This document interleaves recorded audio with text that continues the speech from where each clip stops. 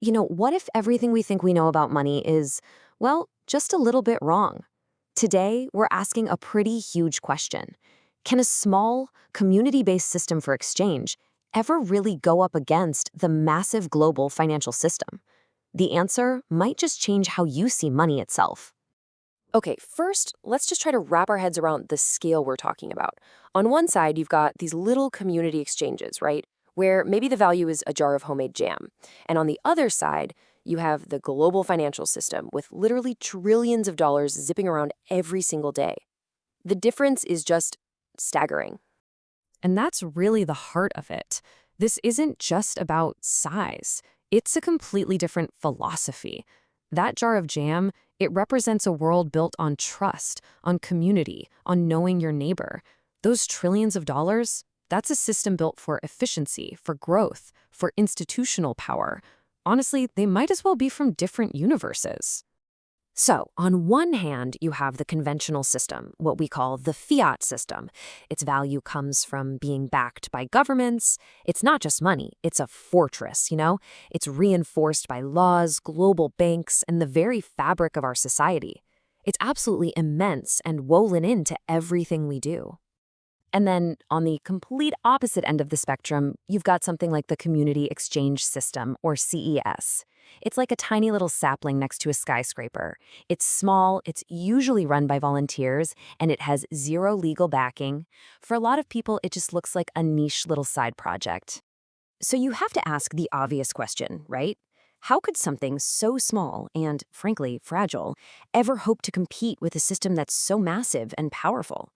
I mean, on the surface, it looks completely impossible. And this is where everything shifts. What if competing or replacing isn't the point at all? What if we've been asking the wrong question from the very beginning? Okay, here's the core idea that we really need to unpack. We have to separate the act of exchanging value from the tool we happen to use to keep track of it. The exchange, that basic human thing of giving and receiving, that's what really matters. Money, whether it's dollars or anything else, is just the bookkeeper. It's just one way of keeping score. I mean, really think about what this quote is asking. We've all been taught that you need to have money before you can trade for something. But is that actually true? If I have a skill you need and you have something I need, why do we need a pile of pre-existing tokens to make that happen? Let's use a super simple analogy. Think about a football game. When the game starts, the score is 0-0. There isn't a box full of points waiting to be given out. When a team scores a goal, they don't get handed a physical point. The scoreboard just gets updated. It simply records that something happened. The scoreboard is an information system, not a bank vault. And our economy can work in the exact same way. When a baker sells a loaf of bread, the important thing is the exchange of value. We don't necessarily need a physical token to change hands. We just need a good, reliable way to record that the exchange took place. And this is the starting point for a mutual credit system. It begins right at zero. There is no money supply. There's just a clean slate, a clean ledger, ready to record the exchanges that are about to happen. So let's see how this actually plays out. Imagine one person gives a service worth, say, 10 units. Their balance goes up to plus 10. The person who got the service, theirs goes to minus 10. But look at the bottom line. The system total is still zero. That's the magic right there. No money was created. The ledger just perfectly mirrored the transaction that happened between two people. So that's the fundamental split. It's a total flip in thinking. In the conventional system, money has to exist before you can do anything. In a mutual credit system, the exchange, the human interaction, happens first, and the record of it comes second. But here's the truly wild part. The global financial system we use every single day, it already works more like this than we think. When you tap your card, when you send a wire transfer, there aren't physical coins shooting through the internet. It's just numbers changing in a database. It's already a giant electronic scoreboard. So this brings us right back to our original question, but now we're seeing it through a completely new lens. The question isn't, can a jar of jam beat $1 trillion anymore? The real question is, can a different method of accounting scale up? And the answer is, well, kind of surprising. The technical barriers are actually pretty low.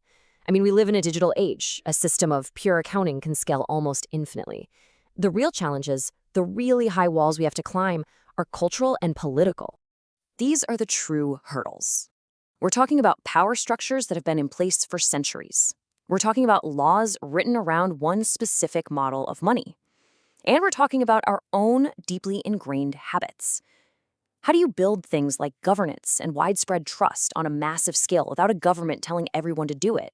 That's the monumental challenge. And this leads to a pretty powerful realization. Maybe we should just throw out this whole idea of replacement thinking, the very idea that one system has to crush another. That's a product of the competitive money culture we're questioning in the first place. What if the goal is something healthier? What if the future looks less like a battle and more like a vibrant, diverse ecosystem? A world where the big global system exists right alongside other ways of exchanging value. Mutual credit could make our local communities stronger, other systems could fill different niches. The goal isn't a monopoly, it's resilience. It's about having more choices. So in the end, we're left with a really profound question. The technology for a different system, it's here. The real barrier is us. It's cultural. Are we as a society ready to see that the human act of exchange is the true source of value? Are we ready to start treating money not as our master, but just as one of many tools we can use to build our world? That is both the challenge and the incredible opportunity that's sitting right in front of us.